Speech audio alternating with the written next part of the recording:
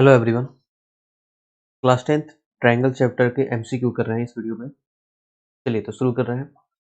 देखेंगे यहाँ दिया गया है पहला question, in the given figure D is parallel to BC. इस फिगर में जो ये डीई है ये बीसी के पैरेलल है। ओके, तो और पूछा गया हमसे ईसी का वैल्यू। ओके, तो ईसी मुझे यहाँ दिख रहा है कि ये जो है ये ईसी, ये दो लाइंस पैरेलल होते हैं, इसका मतलब ये थेल्स थ्योरम फॉलो करेगा। और थेल्स थ्योरम होता क्या है कि इस साइड्स का जो रेशियो होगा सेम उसी रेशियो यहाँ का होगा। ठीक है, यानी कि हम लिख सकते हैं कि AD बाई DB का जो रेशियो होगा सेम वही रेशियो AE बाई EC का होगा। ओके, तो AD का वैल्यू आप देखोगे तो 1.5 है और DB का वैल्यू 3 दिया हुआ है। ए का वैल्यू 1, मुझसे EC पूछा जा रहा है। ठीक है, अब इस तरीके से हो सकते हो 1.5 जस्ट इसका डबल है यहाँ पर 3, तो यहाँ पे इसका डबल होना चाहिए, यानी कि EC का वैल्यू 2 होना चाहिए। ठीक है, खैर आप चाहो तो क्रॉस मल्टीप्लाई करके सॉल्व भी कर सकते हो, तो 1.5 इंटू EC हो जाएगा इज इक्वल टू ये 3 हो गया, 3 इंटू 1। और यहाँ से अगर आप EC फाइंड आउट करने जाओगे तो ये 3 डिवाइड बाई 1.5, और इसको आप अगर कन्वर्ट करोगे, डेसिमल को हटाओगे तो ये ऊपर क्या आ जाएगा, डेसिमल के पर 1 और उसके बाद एक डिजिट है तो एक जीरो। ठीक है, 3 से कैंसिल आउट करोगे 5 टाइम्स और ये 5 से 2 टाइम्स, तो इसी का वैल्यू जो हो जाएगा वो हो जाएगा 2 सेंटीमीटर। ठीक है, खैर आप यहाँ से भी सॉल्व कर सकते थे बहुत ही इजीली। यहाँ पर साफ साफ दिख रहा था कि 1.5 उसका डबल 3 है, तो यहाँ पर भी इसका डबल होना चाहिए, यानी इसी का वैल्यू 2 होना चाहिए था। ओके, चलिए अगले क्वेश्चन पे आते हैं। नेक्स्ट क्वेश्चन में दिया गया है कि सेम वही है, एबीसी एक ट्रायंगल है जिसमें डी जो है वो बीसी के पैरेलल है। अगर ये एक लाइन इस लाइन के पैरेलल तो थेल्स थ्योरम फॉलो होगा। ठीक है, तो थेल्स थ्योरम से इस साइड का रेशियो इस साइड का रेशियो इक्वल होने वाला है, तो AD बाई DB जो होगा वो इक्वल हो जाएगा AE बाई EC के। ठीक है, AD का जो वैल्यू है वो यहाँ x है और DB का वैल्यू x प्लस 1 दिया गया है। A का वैल्यू जो है वो x प्लस 3 है और EC का वैल्यू x प्लस 5 है। क्रॉस मल्टीप्लाई करेंगे, क्रॉस मल्टीप्लाई करोगे तो ये हो जाएगा एक्स स्क्वायर प्लस 5x, और यहाँ हमने क्रॉस मल्टीप्लाई किया तो ये आ जाएगा एक्स स्क्वायर। ठीक है, 3x और 1 4x प्लस 3। आप क्रॉस मल्टीप्लाई करके चेक कर लोगे। ठीक है, ये एक्स स्क्वायर कैंसिल हो गया, ये 4x प्लस का इस साइड आया तो माइनस, तो 5x माइनस 4x x हो गया, और राइट हैंड साइड में केवल बचा है 3, यानी कि जो x का वैल्यू है वो 3 हो जाएगा। ठीक है, एक और खास बात ध्यान रखेंगे, कभी-कभी आप इसको सॉल्व करोगे ना तो x के दो-दो वैल्यू आएंगे। ठीक है, x के दो-दो वैल्यू आएंगे। ठीक है, तो x के दो वैल्यू आएंगे और अगर सपोज करो एक वैल्यू आ जाता है, x का वैल्यू 3 आ जाता है, कुछ और भी वैल्यू आता है। ठीक है, तो आप वापस से क्या करोगे, उस वैल्यू को इन सब में ले जाकर रखोगे। ठीक है, कहीं ऐसा कोई ना हो जैसे कि सपोज करो x का वैल्यू मेरे पास आ जाता है यहाँ माइनस माइनस 2 ही आ जाता। ठीक है, -2 आ जाता। तो देखो x का वैल्यू तो -2 पॉसिबल नहीं होगा, क्योंकि ये जो AD अगर -2 नेगेटिव में तो पॉसिबल नहीं होगा। जरूरी नहीं है नेगेटिव में भी आए। ठीक है, यहाँ पर सपोज करो दिया होता कि x -5। ओके, और तुम्हारा आ जाता है x का वैल्यू 3 आ जाता है, जैसे इस केस में आया था, तो यहाँ रखोगे तो 3 -5, तो ये वाला जो लेंथ होगा इसी, ये तो माइनस का 2 हो जाएगा, जो कि पॉसिबल नहीं है। इसलिए चेक करेंगे कहीं पर भी अगर आपको x के दो-दो वैल्यू आ रहे हैं। ठीक है, तो दोनों वैल्यू को बारी-बारी से पुट कर लोगे इन सब में और चेक कर लोगे कौन सा वैल्यू, अगर कोई नेगेटिव आ जाता है या फिर कोई जीरो आ जाता है तो वैल्यू पॉसिबल नहीं हो पाएगा। ठीक है, तो वो वाला एक्स को इग्नोर कर देंगे। ओके, तो बस इस बात का ध्यान रखोगे। इस केस में तो एक्स का वैल्यू क्या आया, 3 आया है। चलिए नेक्स्ट क्वेश्चन देखते हैं। यहाँ दिया गया है कि ABCD जो है वो एक ट्रेपेजियम है जिसमें ABCD और ये तीनों के तीनों लाइन आपस में पैरेलल है। तो AE बाई ED का इस साइड का रेशियो जो है वो किसके इक्वल होगा। तो आपको याद होगा इंटरसेप्ट थ्योरम की 3 लाइन पैरेलल होंगे तो एक ट्रांसवर्सल इस साइड का जो रेशियो होगा सेम वही दूसरे ट्रांसवर्सल भी वही रेशियो क्रिएट करेगा, यानी AE बाई ED जो है वो इक्वल होगा BF बाई FC के, यानी कि ऑप्शन डी। ओके, चलिए नेक्स्ट क्वेश्चन देखते हैं। इस क्वेश्चन में दिया गया है कि एक यहाँ पे जो फिगर है उसमें ABC ट्रायंगल जो है वो PQR के सिमिलर है, तो y प्लस जेड का बताना है।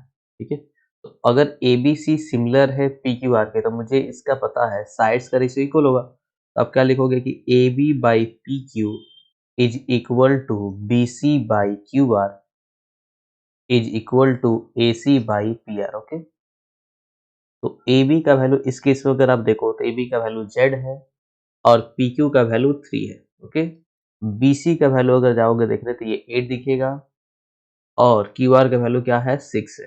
ओके, AC का वैल्यू कितना है, AC का वैल्यू 4√3 और PR का वैल्यू y है। ओके, मुझे y प्लस जेड निकालना है तो देखो इसके हेल्प से मैं z का वैल्यू निकाल दूंगा और इसके हेल्प से मैं y का वैल्यू निकाल दूंगा। इन दोनों को जब मैंने इक्वल किया, ठीक है, तो ऐसे सोच सकते हो, ये देखो ये 3 का डबल 6 तो इसका भी डबल 6 यानी z का वैल्यू 4।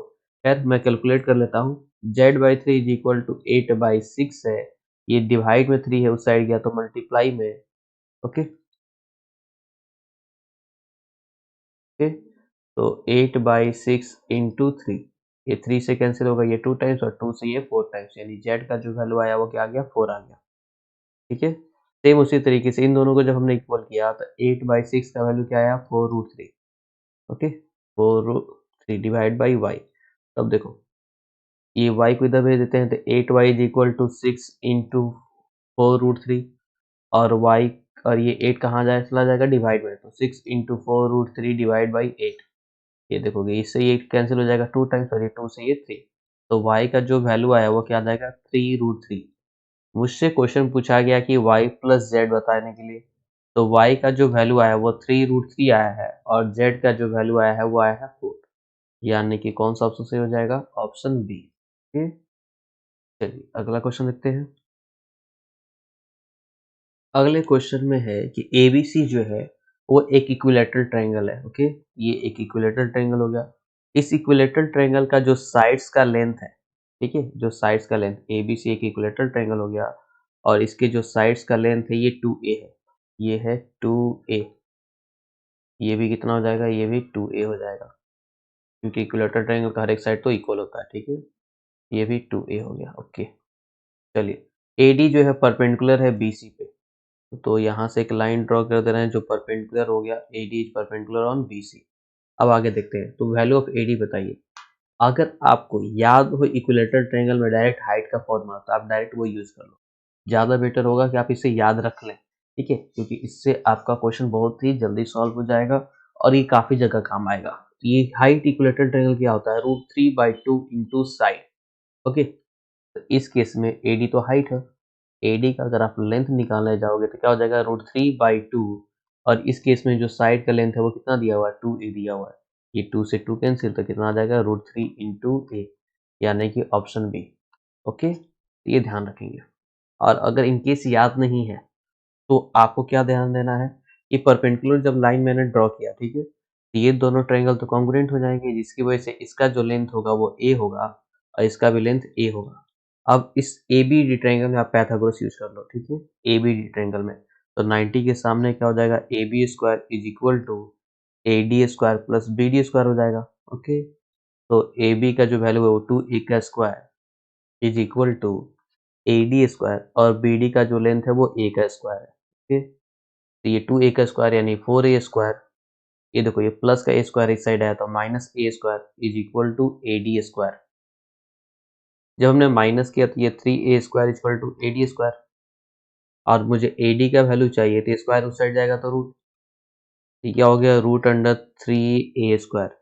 ये तो √3 हो गया और a² रूट से बाहर आ जाएगा तो ये a हो जाएगा, यानी √3 इंटू a। तो यहाँ से भी आपका सेम वैल्यू ही आएगा। ठीक है, चलिए अगले क्वेश्चन देखते हैं। इस क्वेश्चन में देखेंगे आप, दिया गया है two poles of height 6 centimetre and 11 metre stands vertically upright on a plane ground. ठीक है, एक प्लेन ग्राउंड हो गया, इस पर दो पोल हैं। ठीक है, एक 6 मीटर का है और एक 12 मीटर का है। Okay, sorry 11 metre. ये वर्टिकल पोल है, यानी ये भी 90 और ये भी 90 होगा। ठीक, और if the distance between their foot is 12 metre, और इन दोनों के बीच का जो डिस्टेंस है, ये डिस्टेंस कितना हो गया, ये डिस्टेंस 12 मीटर हो गया। तो पूछा जा रहा है the distance between there top, इसके टॉप के बीच का ये जो डिस्टेंस है ये कितना है। ओके, तो एक पोल तो ये मान लेते हैं कि ए बी है और दूसरा पोल मान लेते हैं ये सी डी है, और मुझसे पूछा गया कि ए से डी कितना होगा। मैं एक छोटा सा कंस्ट्रक्शन करूंगा, क्या, यहाँ से एक लाइन ड्रॉ कर लेते हैं, ठीक है, डी ई, जो पैरेलल होगा इस बी सी के। ओके, पैरेलल होगा, अगर पैरेलल है तो ये 90 तो ये भी 90 होगा। ओके, अब ध्यान दोगे ये तो पैरेलल ड्रॉ हुआ, ये 90 90 था तो ये दोनों भी आपस में ये पैरेलल था। तो ये तो पूरा का पूरा पैरेललोग्राम बन रहा है जो 90 है, यानी कि तो रेक्टेंगल बन रहा है, यानी कि DEBC रेक्टेंगल है। रेक्टेंगल का अपोजिट साइड इक्वल होता है, ये 6 है तो ये भी 6 हो जाएगा, ये 12 तो ये भी 12। ओके, ये ध्यान रखेंगे। ये टोटल किसका लेंथ कितना है, 11 है। ये कितना हो गया, ये 6 हो गया। तो ये जो बचा हुआ ए का जो लेंथ होगा वो कितना हो जाएगा, 5। ओके, अब देखिए ए 5 हो गया और DE जो है वो 12 हो गया। तो यहाँ हम पाइथागोरस यूज कर सकते हैं। तो पाइथागोरस यूज करोगे तो क्या लिखोगे, AD square is equal to AE square plus DE square. तो देखो ए का जो वैल्यू है 5 है तो ये 5 का स्क्वायर, और डी जो हो गया वो 12 है तो 12 का स्क्वायर हो गया। 5 का स्क्वायर 25 और 12 स्क्वायर 144, यानी कि आप अगर ऐड करोगे तो ये 169 हो जाएगा। AD स्क्वायर, स्क्वायर हटाओगे तो रूट 169, यानी कि ये 13 मीटर। ओके, तो AD का जो लेंथ है यानी वर्टी दोनों के पोल के टॉप के बीच का जो डिस्टेंस है वो 13 मीटर है। ठीक है, चलिए अगले क्वेश्चन पे आते हैं। अगले क्वेश्चन में दिया गया है the area of two similar triangle ABCPQR। देखेंगे सिमिलर ट्रायंगल कौन कौन सा है, तो ट्रायंगल ABC जो है वो सिमिलर है ट्रायंगल PQR के, और इन दोनों के एरिया का रेशियो यानी area of triangle ABC divide by area of triangle PQR, इसका रेशियो ऑलरेडी दिया हुआ है कि ये जो रेशियो है ये क्या है, 9/16 है। पूछ रहा है कि BC का वैल्यू तो 4.5 सेंटीमीटर है, QR बताइए। आप देखो तो BC और QR तो करस्पॉन्डिंग साइड्स है। अब मुझे पता है कि अगर एरिया ऑफ ट्रायंगल है कि इस करस्पॉन्डिंग साइड्स के स्क्वायर के रेशियो के बराबर होता है, तो इस रेशियो के बदले मैं लिख सकता हूँ कि ये BC square by QR square हो जाएगा, ये एरिया के बदले, क्योंकि एरिया का रेशियो और साइड्स के स्क्वायर का रेशियो इक्वल होता है। ये इक्वल हो गया 9/16 के। ओके, अब देखो दोनों पे स्क्वायर है तो मैं दोनों का स्क्वायर एक साथ कर लेता हूँ। ओके, ये हो गया 9/16। ओके, अब देखेंगे यहाँ स्क्वायर है तो दूसरी साइड जाएगा तो रूट चला जाएगा। अब देखो BC के जगह पे तो 4.5 लिख लोगे, यहाँ QR लिख लोगे, और यहाँ रूट लिखोगे रूट 9/16। इसका मतलब ये हो गया 3/4, ये 4.5 divide by QR। Okay, I hope कि यहाँ तक क्लियर है। अब यहाँ पर देखो 1.5 से मल्टीप्लाई करके 3 का आता है, यहाँ से भी 4 से का 1.5 से मल्टीप्लाई करके आप कर सकते हो, जो कि 6 आ जाएगा। ठीक है, खैर नहीं आएगा तो क्रॉस मल्टीप्लाई करेंगे तो 4.5 into 4 is equal to 3 into QR। ये 3 जो मल्टीप्लाई में है दूसरे साइड जाएगा तो डिवाइड में चला गया, तो 4.5 into 4 divide by 3। Okay, decimal को हटाओगे तो नीचे चला जाएगा कितना, 10, यानी कि एक जीरो आ जाएगा। तो ये 15 3 जा, ये 15 2, और ये 2 से ये 2 टाइम्स, यानी 3 2 जा 6 सेंटीमीटर। तो QR का जो लेंथ आया वो क्या आ गया, 6 सेंटीमीटर। नेक्स्ट क्वेश्चन देखते हैं। इस क्वेश्चन में दिया गया है कि the ratio of the corresponding side of two similar triangle is 5:6। Corresponding sides का रेशियो दिया हुआ है, and what is the ratio of the area. मुझे पता है कि एरिया का जो रेशियो होगा वो साइड्स के स्क्वायर के इक्वल होता है। यहाँ साइड्स का रेशियो तो दिया हुआ है ना, इसका स्क्वायर कर लेंगे, यानी कि area of triangle first triangle divide by area of second triangle जो होगा वो इसके साइड्स के रेशियो है, यानी कि S1/S2 लिख सकते हैं। ठीक है, S1/S2 जो दिया हुआ है 5/6, इसका स्क्वायर के इक्वल होता है ना, तो इसका भी स्क्वायर यानी कि कितना, 25/36। ओके, आई होप कि क्लियर होगा ये। चलिए अगला क्वेश्चन देखते हैं।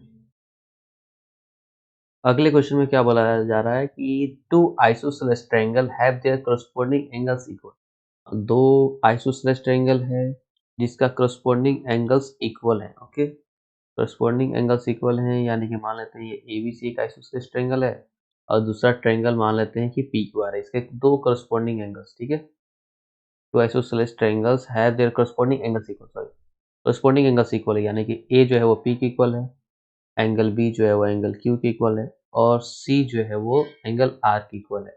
इसका मतलब तो यही हुआ ना कि दोनों ट्रायंगल आपस में क्या है, सिमिलर है।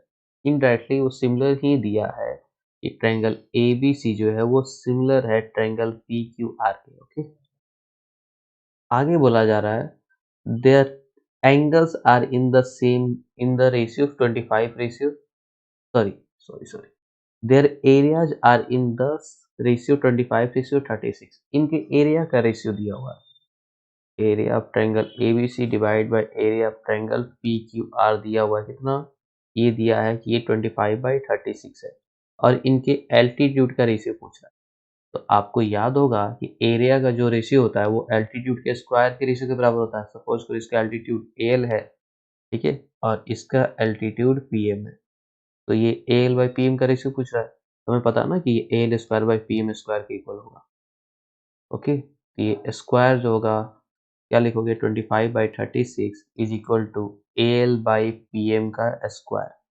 इस साइड स्क्वायर है दूसरे साइड गया तो रूट यानी ये 5/6 हो जाएगा एल्टीट्यूड का जो रेशियो होगा वो क्या हो जाएगा 5/6 5:6 यानी कि ऑप्शन सी ओके चलिए अगले क्वेश्चन आते हैं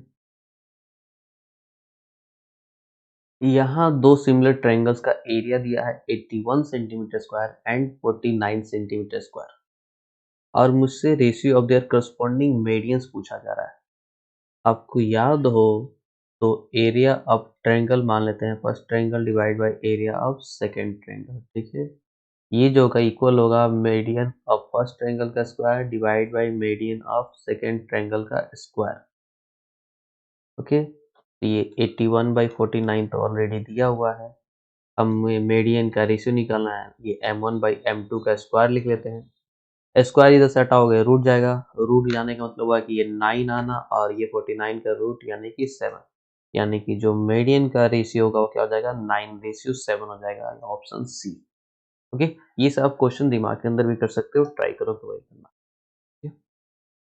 चलिए अगला क्वेश्चन देखते हैं यहाँ दिया गया है the perimeter two similar triangles are 25 and 15 centimetre तो मैं क्या कर रहा हूँ एक ट्रायंगल को मान लेता हूँ कि ABC है ठीक है एक ट्रायंगल कौन है ABC और ये जो है दूसरे ट्रायंगल के सिमिलर है जिस ट्रायंगल का नाम है PQR क्योंकि यहाँ ऑलरेडी लिखा हुआ है दो सिमिलर ट्रायंगल है इसके पेरीमीटर को 25 सेंटीमीटर बुला लेते हैं और इसके पेरीमीटर को 15 सेंटीमीटर ठीक है if one side of first triangle is 9 centimetre then the corresponding side of second triangle is okay इसका मतलब क्या है माना गया कि AB का जो वैल्यू है ठीक है जैसे अगर ये फिगर हो ABC और ये हो गया ठीक है छोटा बना लेते हैं थोड़ा सा इरेज करना पड़ेगा इसको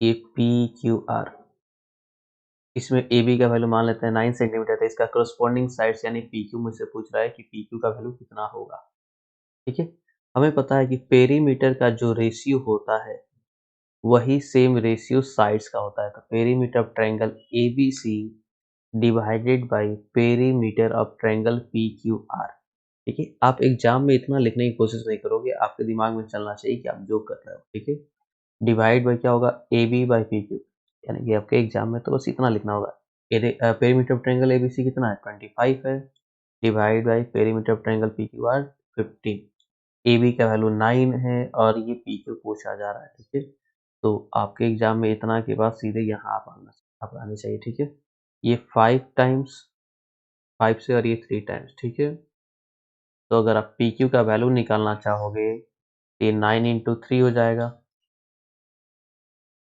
और ये जो 5 इंटू PQ होता है ठीक है क्रॉस मल्टीप्लाई 5 मल्टीप्लाई में तो दूसरे साइड डिवाइड ये 27/5 यानी कि 5.4 सेंटीमीटर ठीक है इसको मैंने इतना जल्दी कैलकुलेट कैसे किया तो देखो कि मैंने क्या किया है ये 27/5 था मैंने नीचे वाले को 10 में कन्वर्ट करने के लिए 2 से नीचे और 2 से ऊपर मल्टीप्लाई कर दिया तो ऊपर तो 54 हो जाएगा और नीचे 5 2 जा 10 और ये मुझे डेसिमल में कन्वर्ट करने आता है कि ये 5.4 होता है ओके आई होप ये सारी चीज़ें क्लियर हो रही हैं ठीक है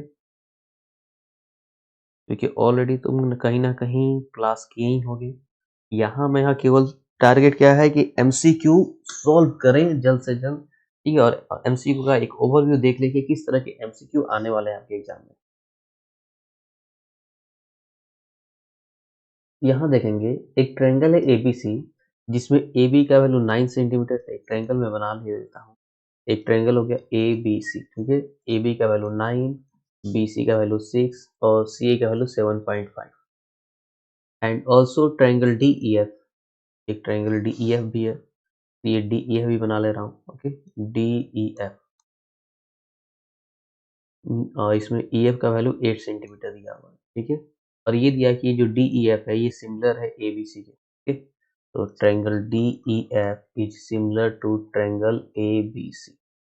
और मुझसे पेरीमीटर पूछ रहा है, तो ये पेरीमीटर तो अब पता चलेगा ना जब डी और ई पता हो। तो एक चीज तो मुझे पता है कि पेरीमीटर का जो रेशियो होता है वो साइड्स के रेशियो के इक्वल होता है। तो मैं यहाँ perimeter of triangle D E F calculate करना है मुझे, divide by perimeter of triangle A B C, यानी पेरीमीटर का जो रेशियो होगा वो साइड्स के रेशियो के इक्वल होगा। तो देखते हैं डी ई एफ में ई एफ पता है तो ई एफ ले लेता हूँ, ठीक है। तो देखोगे ई एफ किसके करस्पॉन्डिंग, E F by B C. तो देखो perimeter of triangle D E F तो ये पता नहीं है, इसको मैं एक्स इसकी जगह पे एक्स लिख लेता हूँ, ठीक है। अब perimeter of triangle A B C तो पता है, तीनों को ऐड कर देंगे। तो ऐड करने में कितना हो जा रहा है, 9 और 6 15, 15 7 22, 22.5। ओके, और ई एफ का वैल्यू है 8 और बी सी का वैल्यू है 6। बस यहाँ से निकाल लो, जो एक्स आएगा वो मेरा पेरीमीटर हो जाएगा। ये 8/6 इंटू 22.5, 22.5। डेसिमल हटाएंगे तो इसके बदले 1 और 0 10। ओके, 5 से कैंसिल करो, 5 4 5, ठीक है। 5 2 जा, 2 से कैंसिल करेंगे ये 4 टाइम्स, ये 3 से कैंसिल हो जाएगा, 3 2 जा 6 और ये 15 3 जा 45, ये 2 से कैंसिल करो, ये 2, ये 52 जा 30 सेंटीमीटर, यानी कि जो पेरीमीटर डी ई एफ है वो कितना है, 30 सेंटीमीटर, यानी कि ऑप्शन डी। ओके, चलिए नेक्स्ट क्वेश्चन देखते हैं।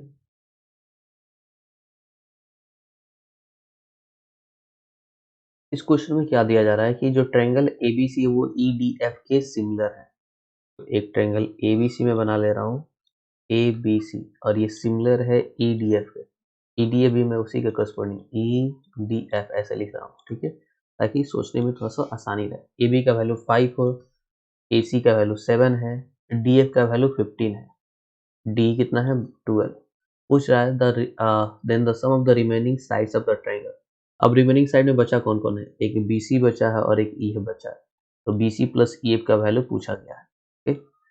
तो ये दोनों ट्रायंगल सिमिलर, तो साइड्स का रेशियो तो इक्वल होना चाहिए, यानी कि A B by D E का जो रेशियो होगा सेम वही ratio B C by D F का होगा, और सेम यही ratio A C by E F का होगा। बस इसी की हेल्प से हम कैलकुलेट कर लेंगे। ए बी का वैल्यू देखो 5 है, डी का वैल्यू 12, बी सी का वैल्यू मुझे कैलकुलेट करना होगा और डी एफ का वैल्यू 15 दिया हुआ है। ए सी का वैल्यू 7 है और ई एफ यहाँ मुझे कैलकुलेट करना है। जब मैं इन दोनों को आपस में इक्वेट करूंगा तो यहाँ से बी सी आ जाएगा, और जब इन दोनों को आपस में इक्वेट करेंगे तो यहाँ से ई एफ आ जाएगा। कर लेते हैं। तो देखोगे क्रॉस मल्टीप्लाई करोगे, ठीक है। क्रॉस मल्टीप्लाई करने की जगह मैं ये कर रहा हूँ, ये 15 डिवाइड में उस साइड चला गया तो मल्टीप्लाई में, तो 5 into 15 divide by 12 is equal to B C. Okay, तो देखो ये 3 से कैंसिल करोगे 5 टाइम्स, ये 3 से कैंसिल किए 4 टाइम्स, तो ऊपर कितना हो गया, ऊपर आ गया 25/4। ओके, इसको चाहो तो कैंसिल आउट कर लोगे, ठीक है। कैंसिल आउट करोगे तो कितना आ जाएगा, 6.25, 6.25, ये बी सी का वैल्यू आया। अब ई एफ निकालने के लिए, ई एफ निकालने के लिए इन दोनों को आपस में इक्वेट करते हैं। तो देखोगे क्या हो जाएगा, 5 into E F is equal to 7 into 12 second,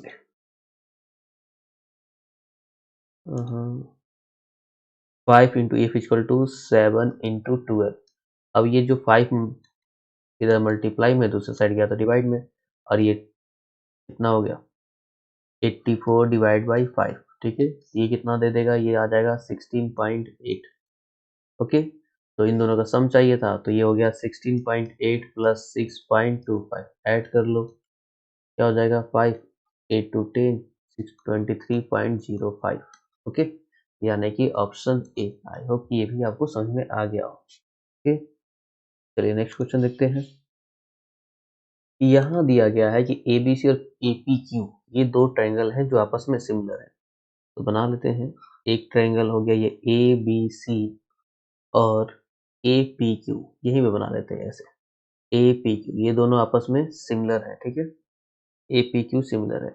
अब दिया हुआ है कि area of triangle A P Q is equal to 4 times of area of triangle A B C. तो यहाँ अगर देखो area of triangle A P Q divide by area of triangle A B C, यानी इन दोनों का अगर मैं रेशियो कैलकुलेट करूँ तो रेशियो यहाँ क्या बचा होगा, यहाँ केवल 4 बचेगा, यानी 4/1। अब देखो मुझसे B C to P Q का रेशियो पूछा है, तो यहाँ देखो ये दोनों ट्रायंगल अगर सिमिलर थे तो इसके साइड्स और इसके एरिया का रेशियो दिया, यानी एरिया का जो रेशियो होगा वो साइड्स स्क्वायर होगा, तो A P square by B C square के इक्वल होगा, जो कि 4/1 ऑलरेडी दिया हुआ है। तो देखो B C by P Q by B C इस पूरे का स्क्वायर कर सकते हैं, जो कितना आएगा 4/1, यहाँ स्क्वायर हटाओगे तो दूसरी साइड जाएगा तो रूट, तो P Q by B C का जो वैल्यू है वो क्या आ गया 2/1। और मुझसे क्या पूछा गया है, B C to P Q का रेशियो, यानी कि इसका रिवर्स पूछा गया है कि B C by P Q का रेशियो बताओ, तो ये रेशियो क्या आ जाएगा 1/2, 1:2, यानी कि ऑप्शन बी। ठीक, चलिए अगले क्वेश्चन देखते हैं। एबीसी एक आइसोसेलेस ट्रायंगल है with AC equal to BC, ठीक है, जिसमें एसी और क्या है बीसी आपस में इक्वल है, और ये कंडीशन दिया हुआ है कि A B square equal to 2ac। अब देखो A B square is equal to 2ac square दिया हुआ है, इस 2ac स्क्वायर को मैं क्या कर रहा हूँ ac square plus ac square लिख रहा हूँ, यानी ac स्क्वायर को मैंने 2 बार लिख लिया। ac जो है bc की इक्वल है, तो एक ac स्क्वायर की जगह पे मैं क्या लिख सकता हूँ, एक ac स्क्वायर की जगह पे मैंने लिख दिया bc स्क्वायर। अब ये देखो ये तो पाइथागोरस फॉलो होने लगा, यानी कि सपोज करो ये ट्रायंगल कुछ इस तरह का होता, तो देखो इसका नाम ए बी और ये हो गया मेरा सी, तो देख लो B C square plus A C square is equal to A B square, ये तो पाइथागोरस फॉलो कर रहा है। इसका मतलब जो सी होगा वो कितने डिग्री का होगा, वो कंफर्म 90 डिग्री का होगा। और यहाँ वही पूछा गया कि एंगल सी का मेजरमेंट कितना होगा, तो कितना हो जाएगा 90 डिग्री। ओके, आई होप कि क्लियर होगा। चलिए अगले क्वेश्चन देखते हैं। अगले क्वेश्चन में दिया गया है कि एंगल डी और एंगल ई तो आपस में इक्वल है, और A D by D B का रेशियो जो है वो इक्वल है ए बाई ई सी के। मैंने आपको बताया था कि जब भी ये रेशियो आपस में इक्वल हो, इसका मतलब कन्वर्स ऑफ थेल्स थ्योरम से ये जो डी होगा वो बी सी के पैरेलल हो जाएगा। डी किसके पैरेलल हो गया, बी सी के। एंगल डी और एंगल ई तो आपस में इक्वल था, ये पैरेलल होने की वजह से डी जो होगा वो किसके इक्वल हो गया, बी के, और ई जो होगा वो किसके इक्वल हो जाएगा, सी के, बाई करस्पॉन्डिंग एंगल्स। तो मैं angle D is equal to angle E जो दिया हुआ है, एंगल डी की जगह तो मैं एंगल बी लिख दिया, एंगल डी की जगह एंगल बी करस्पॉन्डिंग से, और एंगल ई की जगह मैंने क्या लिख दिया, एंगल सी। तो इसका मतलब बी और सी तो आपस में इक्वल होंगे। अब किसी भी ट्रायंगल में दो एंगल्स अगर इक्वल होते हैं तो उसको आइसोसेलेस ट्रायंगल बुलाते हैं। तो ए बी सी जो है, ये जो बी ए सी के बारे में पूछा गया कौन सा ट्रायंगल है, इस क्लियर दिख रहा है कि आइसोसेलेस ट्रायंगल है। ओके, क्योंकि उसके दो एंगल्स इक्वल है तो उसका अपोजिट साइड्स भी इक्वल होंगे। ओके, चलिए अगला देखते हैं। इस क्वेश्चन में दिया गया है कि एक ट्रायंगल एबीसी है जिसमें AB का वैल्यू 6√3 है, AC का वैल्यू 12 है और BC का वैल्यू 6 सेंटीमीटर है। ओके, तो बताइए कि एंगल B का वैल्यू क्या होगा। जब भी इस तरह के क्वेश्चंस आपको दिखे ना, आपको करना क्या है कि उसमें सबसे बड़ा साइड पहचानना है कि सबसे बड़ा साइड है कौन सा। ओके, सबसे बड़ा साइड कौन सा है। इसमें अगर देखोगे तो 6√3 है, तो 6 इंटू 1.73, ठीक है, तो ये तो उतना बड़ा नहीं है सबसे बड़ा साइड, ये तो लगभग लगभग कितना आएगा 10 पॉइंट समथिंग आएगा। ठीक है, तो सबसे बड़ा साइड इसमें तो AC दिख रहा है, तो आप करो क्या, सबसे बड़े साइड का स्क्वायर सबसे पहले निकाल लो।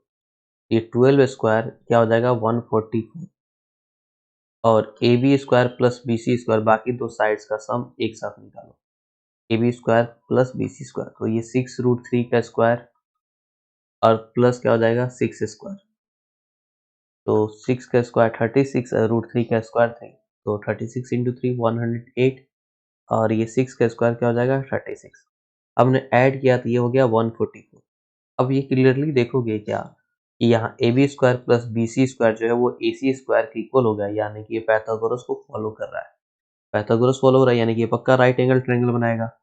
इस राइट एंगल ट्रायंगल में हाइपोटेनस कौन होगा, ये ए सी होगा, ये ए हो गया ये सी, यानी कि यहाँ जो एंगल बचेगा वो एंगल बी बचेगा, जो कि कितने का होगा 90 डिग्री। तो यहाँ पूछा गया एंगल बी का मेजरमेंट कितना है, तो कितना है 90 डिग्री है। ठीक, तो जब इस तरह का क्वेश्चन देखिए आप कोशिश करोगे कि पहले चेक कर ले पाइथागोरस फॉलो करा है कि नहीं करा। ठीक, चलिए इस क्वेश्चन में आते हैं। In the given figure P and Q are the point on the sides AB and AC। P और Q है यहाँ, ठीक है, और PQ जो है ये क्या है, PQ is parallel to BC। ये PQ और ये BC आपस में पैरेलल है। Okay, and divides the triangle ABC into two parts equal in area. और ये जो PQ है वो ABC को दो हिस्से में बांट रहा है। तो साफ साफ दिख रहा है, एक हिस्सा ये है, एक हिस्सा ये है, लेकिन दोनों का एरिया क्या है, वो इक्वल है। ओके, और मुझसे पूछा गया PA और AB का रेशियो। देखो PA तो ये साफ साफ दिखा, ये छोटा वाला ट्रायंगल का हिस्सा, और AB जो है ये बड़े वाले ट्रायंगल का हिस्सा। ओके, तो एक तो वर्ड आया एरिया, यानी कि एरिया का रेशियो लेंगे, और यहाँ साइड्स का रेशियो मुझे निकालना है। तो यहाँ तो केवल ये दिया है कि एरिया ऑफ ट्रायंगल APQ जो है वो इक्वल है किसके, एरिया ऑफ ट्रायंगल ABC के। सॉरी ABC में बोल रहा हूँ, सॉरी, दो हिस्से का ना, दो पार्ट, यानी कि एरिया ऑफ ट्रायंगल दूसरा जो पार्ट बचा वो कौन सा पार्ट बचा, एरिया ऑफ क्वाड्रिलेटरल बचा PQCB। ओके, एक हिस्सा तो ये ट्रायंगल वाला ये दिखा, छोटा वाला ट्रायंगल, और एक हिस्सा ये दिखा। ये दोनों ट्रायंगल्स की सॉरी ये दोनों हिस्से आपस में क्या है, दोनों पार्ट्स आपस में इक्वल है। अब इससे मैं क्वाड्रिलेटरल से ट्रायंगल्स को तो कंपेयर कर नहीं सकता, तो मुझे दोनों ट्रायंगल में कन्वर्ट करना होगा। ठीक है, तो देखो इसको सोचने का तरीका क्या कर सकते हो, कितने आसानी से सोच सकते हो उसको देखते हैं। अगर दोनों इक्वल है तो मान लेते हैं कि दोनों का वैल्यू 1 और 1 होगा। ओके, दोनों का वैल्यू कितना, 1 और 1, इसका भी वैल्यू 1 और इसका वैल्यू 1, पूरा ABC कितना 2 हो जाएगा। तो ये दिख रहा है कि APQ जो है वो क्या है, आधा है एरिया ऑफ ट्रायंगल APQ, और मैं निकालूं area of triangle ABC। Okay, ये साफ सा दिख रहा है कि अगर ये वाला हिस्सा तो 1 है, 1 हो गया, और ABC कितना हो गया, 1 और 1 2 हो गया। ओके, तो 1/2 हो गया रेशियो। आप कुछ भी ले सकते थे, आप 2 अगर लेकर ट्राई करते कि इसको मान लेते ये 2, ये भी 2 होता, तो ऊपर क्या लिखते, यहाँ 2 लिखते, और टोटल ABC क्या होता, 2 और 2 4 हो जाता, तो भी 1/2 आ जाता। ओके, इस तरीके से थोड़ा सा सोच सकते हो, इजी पड़ेगा। ठीक है, दूसरा तरीका क्या है, दूसरा तरीका क्या है कि ये जो दोनों है ना, यहाँ पे जाकर यहाँ पर एरिया ऑफ ट्रायंगल APQ को इस साइड भी ऐड कर दो, और इस साइड भी area of triangle APQ add कर दो। ठीक है, तो ये 2 into area of triangle APQ बन जाएगा, और ये पूरा का पूरा ABC बन जाएगा। ठीक, इस तरीके से भी कर सकते थे। ठीक, लेकिन मेरे हिसाब से ये वाला वैल्यू लेकर चलना ज़्यादा आसान रहेगा। ठीक, चलिए अब देखते हैं। अब मुझसे पूछा गया था PA और AB का रेशियो। ठीक है, साथ में सबसे पहले तो ये एरिया तो मैंने लिख दिया, लेकिन एरिया का रेशियो साइड्स के स्क्वायर का रेशियो तो तब होगा ना जब दोनों ट्रायंगल सिमिलर होंगे। ये दोनों ट्रायंगल सिमिलर है क्या, ऐसा तो कहीं दिया नहीं है, लेकिन एक लाइन दिया था कि PQ is parallel to BC।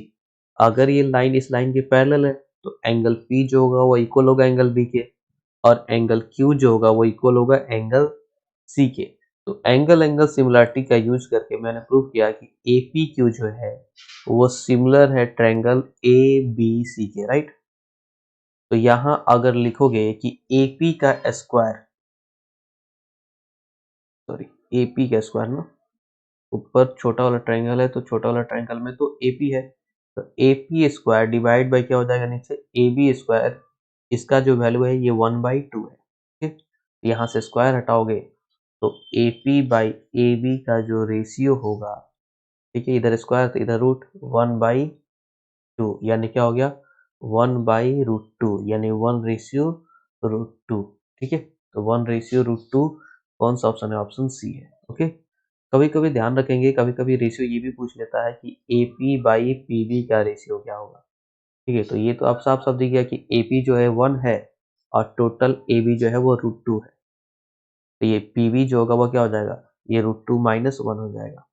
ठीक है, तो अगर इनका रेशियो पूछा होता AP/PB का रेशियो, तो आप क्या करते, AP का वैल्यू 1 और PB का वैल्यू √2 - 1। ठीक है, तो आप क्वेश्चन ध्यान से देख लेंगे किस तरह का क्वेश्चन है, क्या पूछा गया है।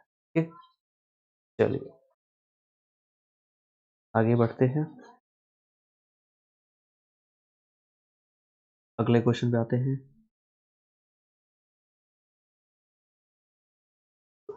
सॉरी, चलिए देखते हैं इसको। यहाँ दिया गया है कि इस फिगर में एम एन जो है ये पैरेलल है, ये लाइन और ये लाइन आपस में पैरेलल है, और A M by M B का रेशियो दिया है 1:2। ओके, तो एरिया का रेशियो निकालना है। अब सपोज करो ए एम का वैल्यू तो 1 हो गया, और एम बी ये जो है ये 2 है, ये 2 हिस्सा है, और ये कितना है, ये 1 दिया हुआ है। ओके, इसका मतलब पूरे बड़े वाले अगर की बात करें तो पूरे बड़े वाले का क्या हो जाएगा, 3 हो जाएगा, ये 1 और ये 2 यानी कि ये 3। Area of triangle A M, triangle A M N, ठीक है। अब देखो एक सेकेंड, ये पैरेलल है तो ये एंगल इक्वल, और ये एंगल एन जो होगा वो एंगल सी। ये जाहिर सी बात है, ये तो साबित हो गया कि ट्रायंगल ए एम एन जो है ये सिमिलर है ट्रायंगल ए बी सी के। अब सिमिलर है तो जो साइड्स का रेशियो होगा, ठीक है, वो तो आपस में इक्वल होगा, लेकिन एरिया का जो रेशियो होगा वो साइड्स के स्क्वायर के रेशियो की इक्वल होगा। यानी कि क्या हो जाएगा, A M square divide by A B square. यहाँ साफ साफ दिख रहा है कि ए एम का जो वैल्यू है 1 है, तो ये 1 का स्क्वायर, और ए बी का वैल्यू कितना 3, तो ये 3 का स्क्वायर, तो क्या हो जाएगा 1/9, यानी कि ऑप्शन बी। ओके, इस तरीके से आप कर लोगे। आई होप कि क्लियर होगा ये। नेक्स्ट क्वेश्चन देखते हैं। यहाँ देखोगे एबीसी एक ट्रायंगल है, कौन सा, इक्विलेटरल ट्रायंगल, और बीडीबी है वो भी इक्विलेटरल ट्रायंगल है। तो और such that D is the mid point of BC. Okay, तो ये एबीसी मान लेते हैं कि ये इक्विलेटरल ट्रायंगल हो गया एबीसी। डी जो है वो तो एबीसी का मिड पॉइंट है, तो ये मिड पॉइंट हो गया। और डी बी ई ट्रायंगल भी इक्विलेटरल है, तो मैं ई को बाहर ले लेता हूँ, ये डी बी ए इक्विलेटरल ट्रायंगल हो गया। ओके, अब इन दोनों ट्रायंगल का रेशियो निकालना है। सबसे पहले मैं क्या कर रहा हूँ, इस इक्विलेटरल ट्रायंगल के साइड्स को 2 मान लेता हूँ। खुद से ले सकते हैं, कोई इशू नहीं है, ठीक है। इसको भी कितना ले लेंगे, 2। जब भी रेशियो की बात करेगा तो खुद से ले सकते हैं। ये पूरा का पूरा अगर 2 है, ये डी तो मिड पॉइंट है, इसका मतलब ये 1 है। अब ये बी डी इक्विलेटरल ट्रायंगल है तो ये 1, तो इसका हर एक साइड से कितना होगा, ये 1, और ये भी 1 हो जाएगा। ओके, अब यहाँ पे रेशियो पूछा है किसका, एरिया का। Area of triangle A B C divided by area of triangle B D E, ये साइड्स के स्क्वायर के रेशियो के इक्वल होगा। और दो इक्विलेटरल ट्रायंगल तो हर तरीके से क्या होगा, सिमिलर ही होगा। तो यहाँ A B square by B D square ले लेता हूँ, ठीक है। और ये समझ में आना कि इक्विलेटरल ट्रायंगल हर तरीके से सिमिलर क्यों होता है, क्योंकि अगर आप दोनों ट्रायंगल के हर एक एंगल की बात करोगे तो 60 60 60 ही होगा, ठीक है। ए बी का वैल्यू यहाँ 2 हो गया, तो ये 2 का स्क्वायर, और बी डी का वैल्यू 1 हो गया, तो 1 का स्क्वायर। 2 का स्क्वायर 4, और ये हो गया 1 का स्क्वायर 1, यानी कि 4:1। ओके, चलिए नेक्स्ट क्वेश्चन देखते हैं। यहाँ दिया गया है इस फिगर में कि जो x है इस एंगल, इसका एंगल पता करना है। ओके, तो देखेंगे, और कुछ तो दिया नहीं है। इन दोनों ट्रायंगल को सिमिलर दिखाने की कोशिश करते हैं, क्या पता सिमिलर दिखाने से शायद कुछ हो जाए। तो आप देखोगे ये 7:14, इसका जो रेशियो होगा 1:2 आएगा। ये 3√3 और ये 6√3, इसका भी रेशियो निकालोगे तो 1:2। 4.2/8.4, ये भी 1:2 आ रहा है। यानी कि अगर देखो ध्यान से, तो P Q divided by Z Y, ठीक है, ये क्या आया, 4.2 डिवाइड बाई 8.4, यानी कि 1/2। ठीक है, सेम उसी तरीके से अगर पी आर ले लें इधर, तो P R divide by x Z, यानी 3√3 डिवाइड बाई 6√3, इसको भी कैंसिल करोगे तो ये भी 1/2। तीसरा जो साइड्स बचा है वो क्यू आर, और इधर जो है वो एक्स वाई है, यानी 7/14, यानी कितना हो गया 1/2। ये तीनों रेशियो तो इक्वल है, तो साइड से दोनों ट्रायंगल क्या हो जा रहा है, सिमिलर हो जा रहा है। यानी ट्रायंगल पी क्यू आर जो है वो किसके सिमिलर होगा, ये ध्यान रखना, ठीक है। पी जो है वो तो जेड पे जा रहा है, तो ये करस्पॉन्डिंग जेड। ये आर जो है ये किसके करस्पॉन्डिंग जा रहा है, एक्स के, ठीक है। तो आर के करस्पॉन्डिंग एक्स और क्यू के corresponding Y, Z Y X के सिमिलर हो रहा है। ओके, तो जो यहाँ एंगल आर का वैल्यू होगा सेम वही वैल्यू किसका होगा, एंगल एक्स का। जो आर का होगा वही एक्स का होगा। अब ये आर का कितना होगा, तो ये देखो 60 और 70 130, तो ये बचा कितना, ये 50 का होगा। एक ट्रायंगल के तीनों एंगल का सम 180। ओके, तो ये 50, तो एंगल एक्स भी कितना 50 डिग्री का होगा, यानी कि ऑप्शन डी। ओके, चलिए नेक्स्ट क्वेश्चन देखते हैं। इस क्वेश्चन में एक्स का वैल्यू पूछा गया है। इसमें दिया क्या गया है, ये 46, ये 46। ओके, ये दोनों तो करस्पॉन्डिंग एंगल, इसका मतलब इनडायरेक्टली ये बोल रहा है कि पी एन जो है वो एल एम के पैरेलल है, ये इनडायरेक्टली दिया हुआ है। अब ये पैरेलल है, ये एंगल तो इक्वल हो गया, ये एंगल भी आपस में इक्वल होगा, तो जाहिर सी बात है ये दोनों ट्रायंगल आपस में सिमिलर होगा। ठीक है, सिमिलर होगा तो साइड्स का रेशियो इक्वल होगा। अब साइड्स का रेशियो यानी कि मैं लिख सकता हूँ कि ट्रायंगल के पी एन जो होगा ये सिमिलर हो जा रहा है किस ट्रायंगल के, ट्रायंगल के एल एम के। ओके, आप देख सकते हो, चेक कर लोगे एक बार। तो यहाँ पर देखोगे के एन बाई के एम का जो रेशियो होगा सेम वही ratio P N by L M का होगा। Okay, P N by L M का, के एन का जो वैल्यू है वो सी है, और के एम का वैल्यू, टोटल के एम का वैल्यू कितना हो जाएगा यहाँ से यहाँ तक। ठीक है, बी प्लस सी, पी एन का वैल्यू एक्स है और एल एम का वैल्यू ए है। तो एक्स का वैल्यू अगर निकालने जाओगे तो ये ए जो है इधर क्रॉस मल्टीप्लाई हो जाएगा, यानी कि A into C divide by B plus C, ये होगा किसका वैल्यू, एक्स का वैल्यू। ये कौन सा ऑप्शन में दिख रहा है, ऑप्शन बी। ओके, चलिए अगले क्वेश्चन देखते हैं। इस क्वेश्चन में दिया गया है कि एक ट्रायंगल पी क्यू आर है जहां angle Q P R 90 degree का है। क्यू पी आर यानी कि यहाँ पे 90 डिग्री बन रहा है। ओके, पी क्यू का वैल्यू 24 सेंटीमीटर और क्यू आर जो है वो 26, और पी के आर एक और ट्रायंगल है जो इसके अंदर है। यहाँ पर देखेंगे, यहाँ पे पी के आर 90 डिग्री है, के आर का वैल्यू 8 सेंटीमीटर और मुझसे पी के पूछा जा रहा है। ओके, तो राइट एंगल ट्रायंगल में दो साइड दिया हो तो तीसरा साइड निकालना तो आसान हो जाता है, पाइथागोरस यूज करते हैं।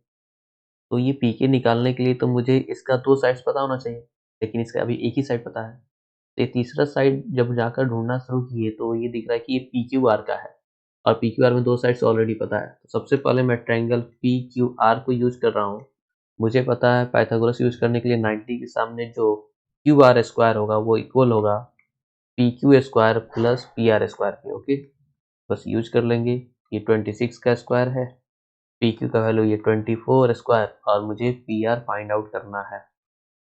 ये स्क्वायर है दूसरे साइड, सॉरी ये प्लस का है, दूसरे साइड जाएगा तो माइनस, यानी 26 स्क्वायर माइनस 24 का square is equal to P R square. यहाँ A square minus B square use कर लोगे ज़्यादा बेटर होगा। तो A plus B into A minus B, ये फॉर्मूला होगा। 26 प्लस 24 इंटू 26 माइनस 24, ये हो गया पी आर स्क्वायर। ओके, ये देखिए, ये तो 50 हो गया और ये हो गया 2, ये हो गया पी आर स्क्वायर। यहाँ स्क्वायर हटाओगे तो रूट आ जाएगा, तो रूट और 50 को अगर ब्रेक करो तो 5 इंटू 5 इंटू 2 ब्रेक कर सकते हैं। ठीक है, और एक 2 पाने से यहाँ से देखो एक 2 और यहाँ से एक 5, यानी 5 इंटू 2 यानी कितना, 10 सेंटीमीटर, यानी कि ये जो पी आर हो गया ये 10 सेंटीमीटर हो गया। ओके, अब फिर से मैं ट्रायंगल यूज कर रहा हूँ पी के आर, यहाँ पर भी यहाँ 90 डिग्री है, तो देखोगे यहाँ पर क्या होगा, P K square plus K R square is equal to P R square. फिर से मैंने पाइथागोरस यूज किया, पी के का वैल्यू कैलकुलेट करना है, के आर का वैल्यू 8 है तो ये 8 स्क्वायर और ये हो गया 10 स्क्वायर।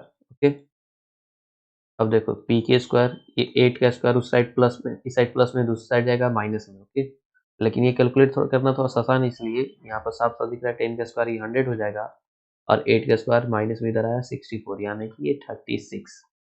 तो ये पी के जो हो गया वो रूट 36, यानी कितना हो जाएगा 6 सेंटीमीटर। तो पी के का जो वैल्यू है वो क्या है, 6 सेंटीमीटर है इसमें। ओके, और ज़्यादा बेटर होगा कि आप थोड़ा सा पाइथागोरस जिस नंबर पे फॉलो करता है पाइथागोरस ट्रिपलेट वो याद रख लो। चलिए क्वेश्चन नंबर 24 देखते हैं। पी क्यू आर एस जो है एक ट्रेपेजियम है जिसमें पी क्यू जो है वो एस आर के पैरेलल है, साथ में ये यहाँ पे एक पी पे एक पॉइंट ई है और एस आर पे एक पॉइंट है एफ। इसको ज्वाइन करने वाला जो लाइन है वो एस क्यू को ज्वाइन करने वाला लाइन को कट कर रहा है, कहाँ पे इंटरसेक्ट कर रहा है, जी पे इंटरसेक्ट कर रहा है। अब यहाँ पर पूछा गया है E Q into G S. E Q अगर आप देखोगे तो ई क्यू यहाँ दिखेगा और जी एस आपको यहाँ दिख रहा है।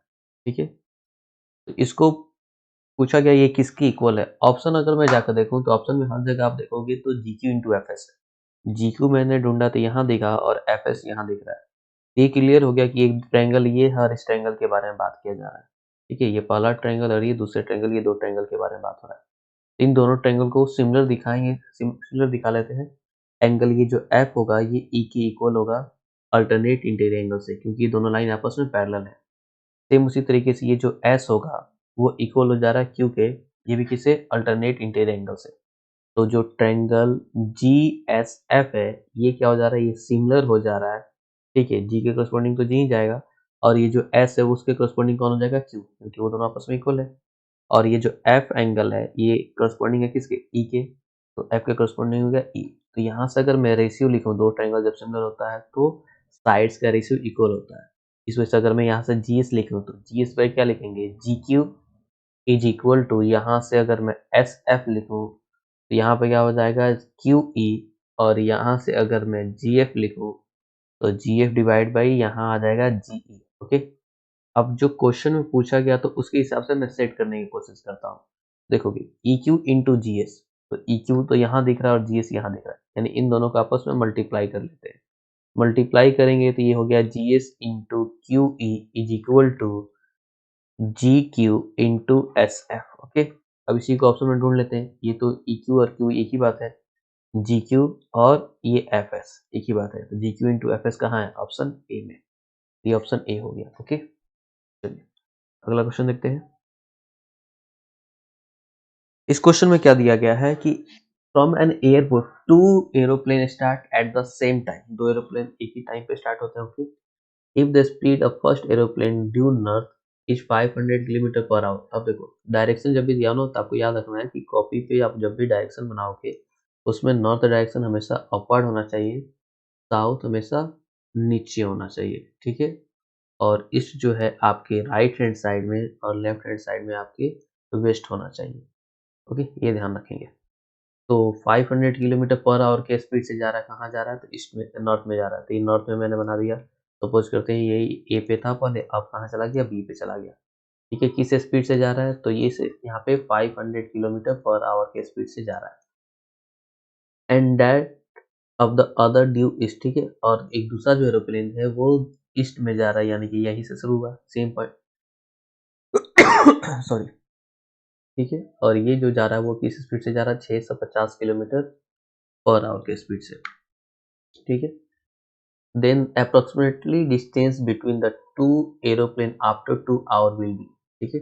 2 घंटे बाद दोनों के बीच के जो डिस्टेंस है उसके बीच में डिस्टेंस कितना आ जाएगा 2 घंटे बाद। तो अगर ये 500 किलोमीटर पर आवर के स्पीड से जा रहा है सॉरी, तो ये जो है कितना डिस्टेंस कवर करेगा, ये कवर कर लेगा 1000 किलोमीटर, ठीक है। Distance equal to speed into time.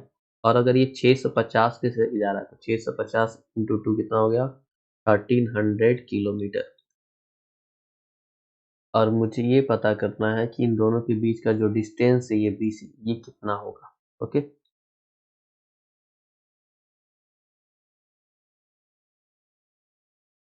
तो ये BC ये पता है कि ऐसे निकलेगा, BC square equal to AB square plus AC square. तो BC square equal to AB का जो वैल्यू है 1000 है, तो 1000 का स्क्वायर, और AC जो है वो 1300 है, तो ये 1300 का स्क्वायर। ओके, तो ये तो हो गया 1000100, और ये हो जाएगा 1691000, ठीक है। इतने हो जाएंगे। आप ऐड करोगे तो ये तो देखोगे ये 4 जीरो तो आएगा ही आएगा, और ये हो जाएगा 269, ये BC स्क्वायर। तो यहाँ से स्क्वायर हटाओगे तो इधर रूट आ जाएगा 2690000। ये तो साफ साफ दिख रहा है, ये तो 100 आएगा, और रूट 269 कितना हो जाएगा, अप्रोक्सीमेटली 289, तो 17 होता है, ठीक है। अप्रोक्स में निकालना है ना मुझे, अप्रोक्स में हम निकाल लेते हैं। अप्रोक्स में आप कैसे निकालोगे, रूट 289 जो है वो होता है 17, और रूट 225 जो है ये होता है 15।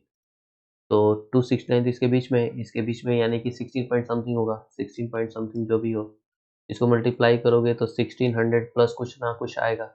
और 1600 प्लस जो है उसका तो ऑप्शन एक ही है, ऑप्शन सी, यानी कि 1640, ठीक है। इस तरह के क्वेश्चन को आप अप्रोक्सीमेटली लेकर ही बनाओगे, ठीक है। एग्जैक्ट कैलकुलेट करने की कोशिश नहीं करोगे, ओके। आई होप यहाँ तक क्लियर हो।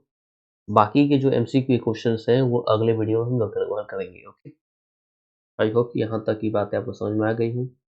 मिलते हैं अगले वीडियो में बाकी के MCQ के साथ।